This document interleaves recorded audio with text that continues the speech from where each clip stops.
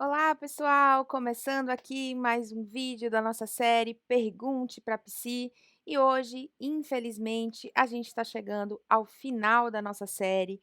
Mas se você perdeu algum dos episódios aqui da nossa série Pergunte para Psi, é só conferir na playlist aqui do canal, porque foi muito legal. A gente teve muitos vídeos especiais aqui e eu estou muito feliz da gente ter ficado juntos aqui e poder desenvolver mais profundamente algumas perguntas que eu recebo com tanta frequência lá na caixinha do meu Instagram.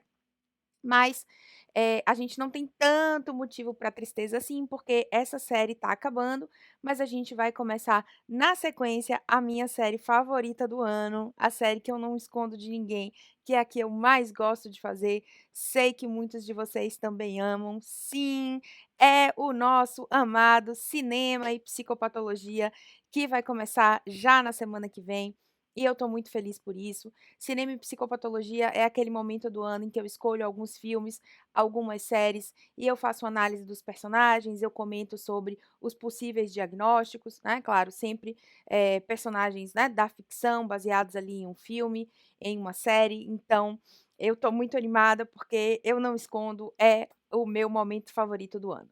Bom, as perguntas que vão fechar aqui a série, né, da nossa semana Pergunte para Psi, são muito boas, sobretudo porque elas vão me permitir conversar com vocês um pouco sobre os 3 eixos principais da atuação da terapia cognitivo-comportamental: a cognição, os nossos pensamentos, as nossas emoções e os nossos comportamentos, tá. Então hoje a gente vai falar de pensamentos, emoções e comportamentos.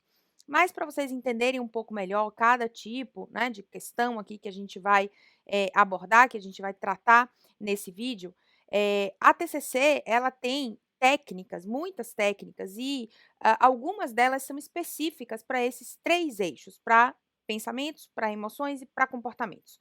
Então, se você diz, por exemplo, que você está com um problema, para controlar as suas emoções, né, para controle de raiva, que é até uma das perguntas, inclusive, que a gente vai ter hoje aqui. Então, existe uma técnica específica dentro da psicologia, existem algumas, mas eu vou focar aqui, naquelas técnicas que têm um maior suporte empírico, ou seja, um maior nível de evidências, tá? E se você me diz, por exemplo, que seu problema é desorganização, então aí a gente vai ter uma outra técnica voltada para o seu comportamento. Quando a gente está na internet, é sempre bom a gente deixar tudo bem esclarecido, ok? Eh, Quando a gente, enquanto profissional, está fazendo um tratamento em um paciente, a gente não aplica técnicas soltas, certo? Por quê?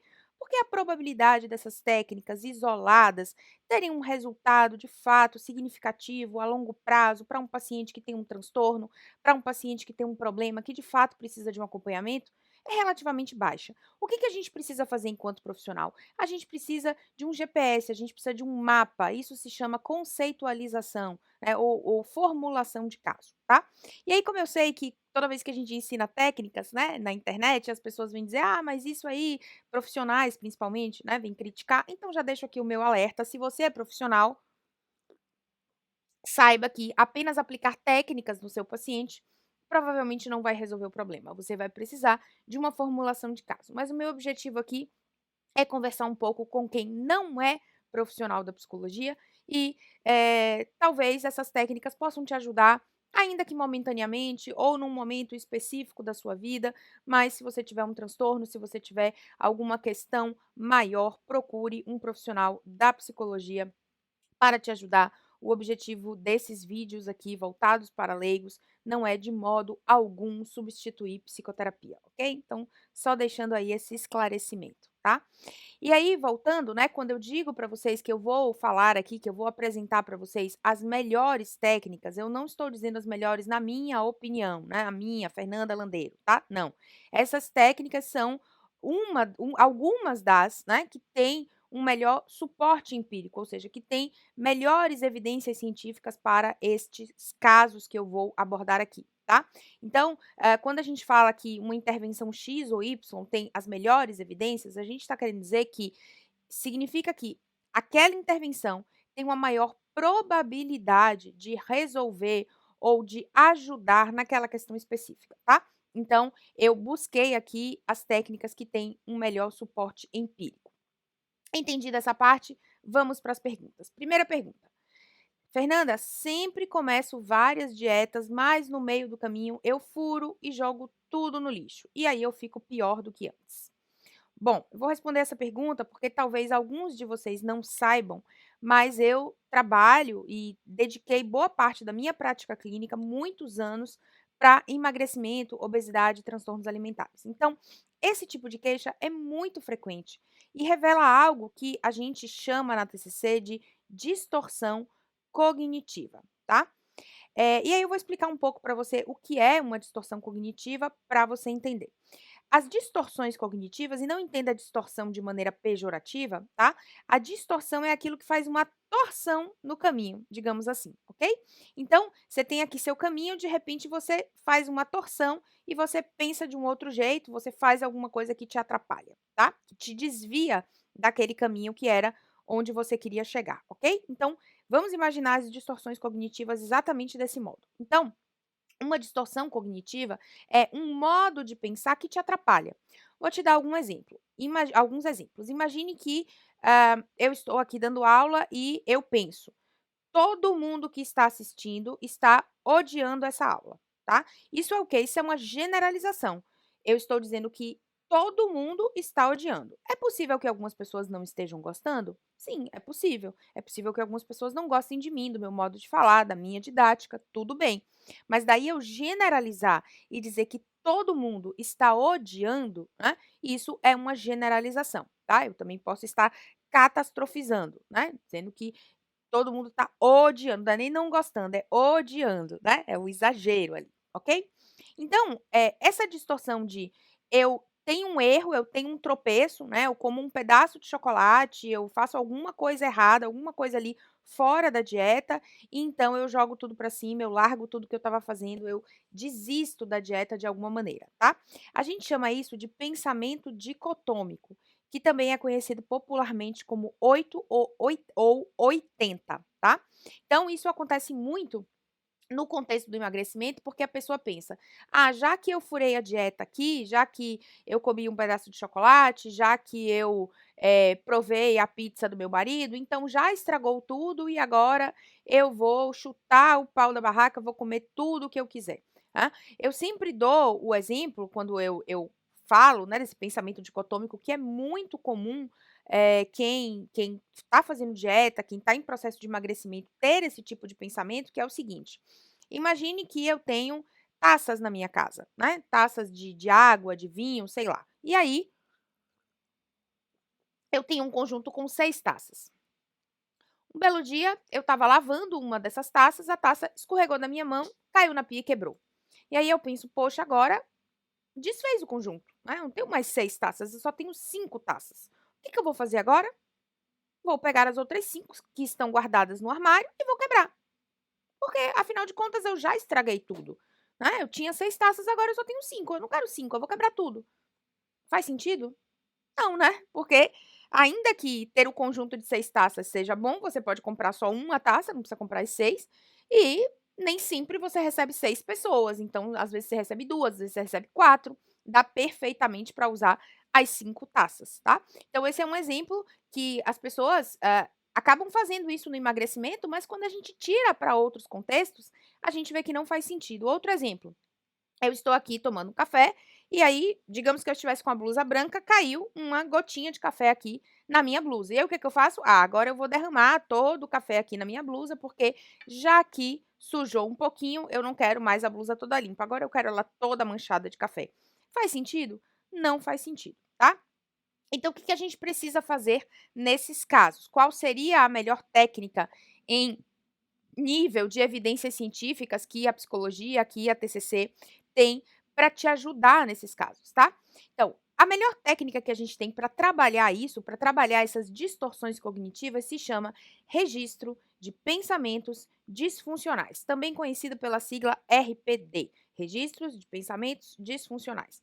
E a gente vai trabalhar a reestruturação desses pensamentos. Então, o RPD consiste em anotar os pensamentos que surgem automaticamente na sua cabeça, nas situações em que você quer mudar, em que você se sente incomodado, em que você percebe que algo ali poderia ser diferente. Por exemplo, Nesse caso, você não consegue seguir na dieta, porque você cometeu um erro, comeu um pedaço de chocolate, provou a pizza do seu marido e aí você pensa: "Estraguei tudo, então, eu vou logo comer tudo que eu quero, hoje é sexta-feira e aí eu só volto para a dieta na segunda", tá.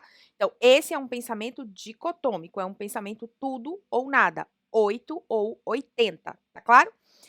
Como que a gente pode fazer para reestruturar nosso pensamento? Então a gente vai pegar uma folha de papel. Nessa folha de papel a gente vai anotar, vai dividir em colunas. Na primeira coluna a gente vai escrever situação. Na segunda coluna a gente vai escrever pensamento automático. Na terceira coluna a gente vai escrever emoção. Na quarta coluna a gente vai escrever pensamento alternativo. Na quinta coluna, a gente vai escrever emoção novamente, tá? E aí eu vou te dar um exemplo dessa situação específica aqui, que foi a pergunta da pessoa que me enviou. A situação é: estava em casa e meu marido estava comendo, ou minha esposa estava comendo chocolate. E aí eu fui lá e tirei um pedaço de chocolate e coloquei na boca. Meu pensamento automático foi: eu não deveria ter comido esse chocolate porque eu estou de dieta. Mas, já que eu comi, agora eu vou pedir uma pizza, porque eu já estraguei tudo, certo? A minha emoção foi ansiedade, tá? Como que a gente poderia reestruturar esse pensamento? Então a pergunta que eu tenho que me fazer é: o que eu diria a um amigo, a uma amiga que estivesse passando por essa situação? Então se uma amiga te ligasse agora e dissesse: "Fulana, é o seguinte, eu estava aqui com meu marido na minha casa, com minha esposa, e aí eu tirei um pedaço de chocolate, coloquei na boca e depois eu me lembrei que eu estava de dieta. E aí eu decidi que eu vou pedir uma pizza. O que você acha que eu devo fazer?" O que você provavelmente diria para essa pessoa? Talvez você dissesse: "Como assim você vai pedir uma pizza? Você percebeu que estava de dieta porque comeu um pedaço de chocolate? Então volte para a dieta, não tem nada que pedir pizza", tá? Então qual seria o pensamento alternativo que a gente poderia ter nessa situação? Eu não preciso comer nada fora da dieta, porque foi só um pedacinho de chocolate. Um pedacinho de chocolate não estraga tudo, tá tudo bem, eu vou seguir na minha dieta, ok? E aí, depois de reestruturar esse pensamento, ou seja, depois de pensar no que você diria a um amigo, tente avaliar a sua emoção. Então a sua emoção lá no início foi ansiedade. Quanto que estava a sua ansiedade lá no início? De 0 a 100? Ah, estava 90. E agora, depois de pensar desse modo, como que está a sua ansiedade? Diminui? Cai para 50? Cai para 40? Cai para 60? Tá? Então isso é o que a gente chama de registro de pensamentos disfuncionais. A reestruturação cognitiva, ela acontece quando nós pegamos esses pensamentos distorcidos, automáticos, disfuncionais e transformamos eles em pensamentos mais realistas, como eu dei o exemplo agora, que a forma da gente tentar encontrar esse pensamento mais realista, mais funcional é: o que você diria para um amigo que estivesse passando por essa situação, tá? Então, essa é a técnica da terapia cognitivo-comportamental para todas as vezes que você tiver pensamentos distorcidos, desproporcionais à realidade, que te levam a comportamentos inadequados, como esse que eu citei aqui, né? Como, por exemplo, comi um pedacinho de chocolate, então vou pedir uma pizza grande. Então, essa é a primeira técnica que eu queria te ensinar, que é o registro de pensamentos disfuncionais. E aí vamos para a segunda pergunta, que vocês me mandaram. Do nada, me dá uns picos de raiva e eu perco o controle. Falo e faço o que não devo. Como conseguir me controlar? Então essa foi a pergunta que mandaram para mim, tá? E aí nesse caso, a gente já entra aqui mais no campo da emoção. Eu já falei outras vezes, mas é sempre importante reforçar que a gente não separa, né, emoção, comportamento, pensamento na vida real. A gente separa aqui, e eu estou separando aqui especificamente nessa aula, de forma didática, tá? Para que fique mais fácil de você compreender. Eles não existem de forma isolada no mundo, ok? Então, não é como se você pensasse, aí desse um delay, você sentisse, aí desse um delay e você se comportasse. É tudo ao mesmo tempo, tá? Então, quando você está sentindo, você está fazendo, você está pensando ao mesmo tempo, só que A gente tem técnicas específicas e aí essas técnicas elas vão mudando quando o foco é mais a questão das emoções ou o foco é mais o pensamento, ou seja, para cada situação. Então, nesse caso, eu quero que você imagine comigo, você está com muita raiva, o que tem ênfase aí é o seu sentimento. Será que parar e ficar pensando no seu pensamento seria viável? Talvez, mas você está explodindo de raiva, tá? Então, como que você vai pegar, na hora da raiva, um papel e ficar anotando seus pensamentos? Com certeza você vai fazer aquele, né, risco no papel todo, porque você está com muita raiva, tá? Então, assim, ainda que os seus pensamentos tenham influência nessa emoção, nesse sentimento de raiva, mas ficar anotando num papel, você não vai conseguir, vai ser pouco efetivo para você. Então, a técnica mais eficaz que a psicologia tem hoje, né, para lidar com essas questões aí das emoções, né, seja a raiva, que é o caso aqui, que tem um melhor nível de evidência, se chama ação oposta.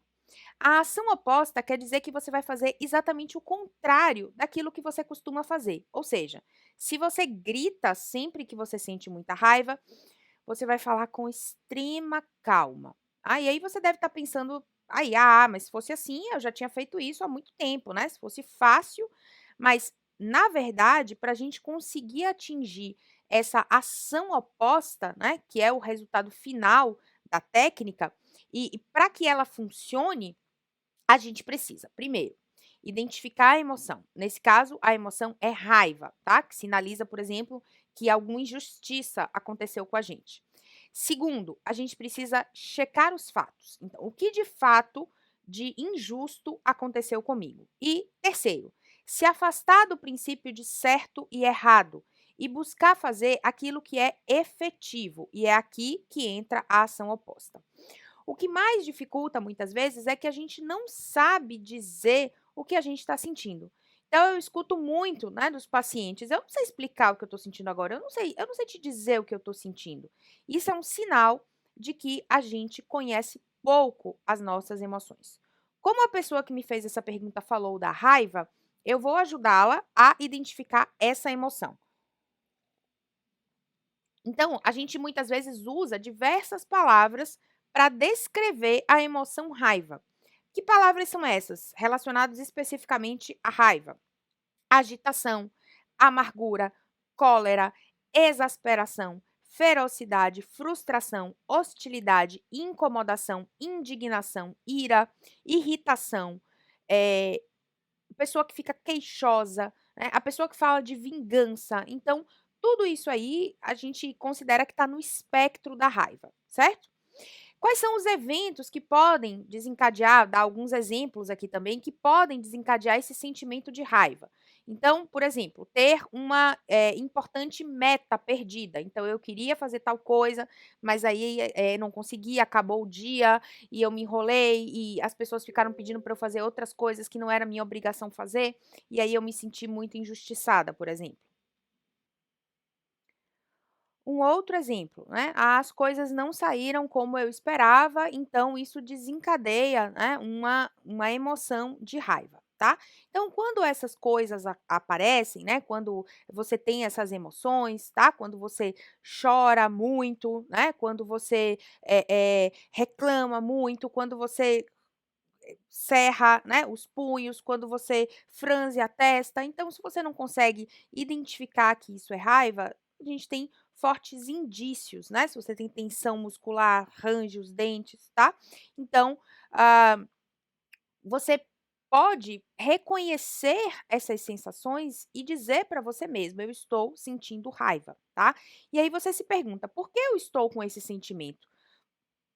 Qual foi a injustiça? Qual foi a situação que me levou a esse sentimento? Minha sogra falou mal de mim, o meu irmão, não me pagou um dinheiro que me devia, o fulano fez uma festa e não me chamou, eu queria cumprir uma meta importante na minha vida e não consegui. Então, quando você entende isso, agora é o momento que você vai precisar se afastar daquela sensação de: "Eu preciso fazer justiça, eu preciso resolver", e você vai se aproximar da solução dos seus problemas. Então, por exemplo, ações opostas que a gente pode fazer para lidar com a raiva.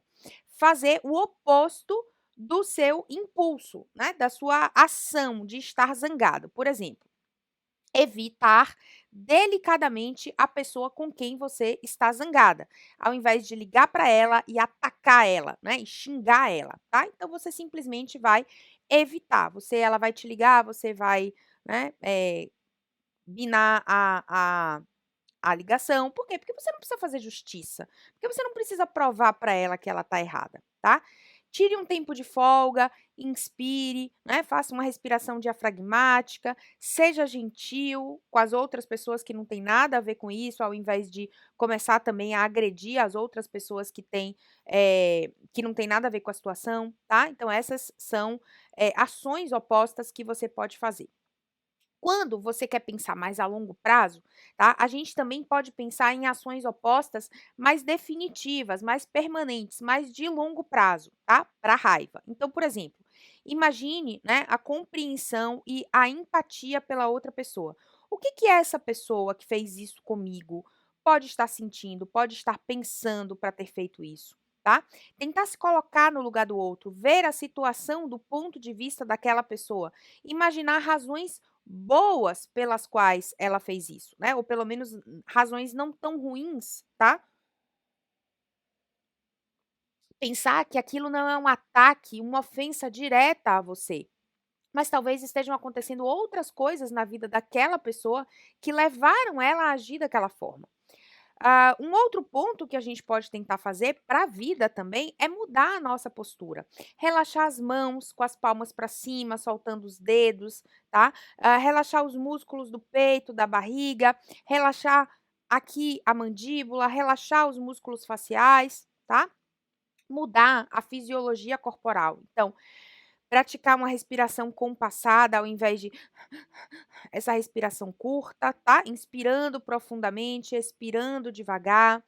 Fazer atividade física para regular também a raiva, né, pra, que essa energia, né, do seu corpo, ela se dissipe de um outro modo que não seja de maneira violenta, tá. Então assim, a ação oposta é você fazer coisas que te levam para um caminho oposto daquilo que você faria com aquela emoção tomando conta de você, tá certo?